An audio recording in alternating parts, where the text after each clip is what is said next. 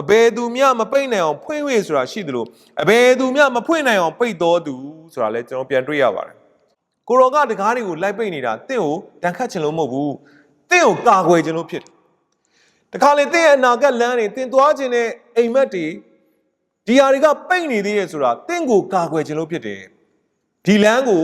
သွားရင်ဟိုဘက်မှာရှိမဲ့အရာအနာဂတ်ကိုကြိုမြင်သောဖျားဖြစ်သောကြောင့်တင်ဒီလမ်းကိုဒီတကားကိုဝင်သွားရတယ်ဆိုရင်တင်ဒုက္ခရောက်မှာဆိုတဲ့အတွက်ကြောင့်မလို့ဖျားကကြိုသိလို့ပိတ်ထားခြင်းဖြစ်တယ်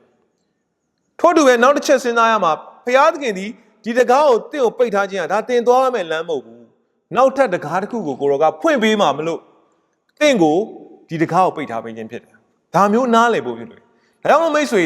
တကားတွေပိတ်နေတယ်ဆိုတင်စိတ်ထဲကြောက်ဖို့မဟုတ်ဘူးဖျားကိုမေးရမှာကိုရောရှင်ဖျားကျွန်တော်အတွက်တကားဘယ်တကားလဲကိုရောကနိုးလို့လှုပ်လိုက်တာနဲ့เนาะဒီတကားကိုနိုးလို့လှုပ်လိုက်တာနဲ့စိတ်ထဲကြပြီးတော့ဒါညင်းပယ်မှုမဟုတ်ဘူးတခါလေစောင့်ဆိုင်းရတာရှိတယ်တကားပွင့်လာမဲ့ချိန်စောင့်ဆိုင်းရတာရှိတယ်လို့နောက်ထပ်တကားတစ်ခုကိုရောအလိုရှိတဲ့တကားတစ်ခုကိုကိုရောကဖွင့်ပေးမှာမလို့ဖြစ်တယ်ဒါကြောင့်မလို့ကိုရော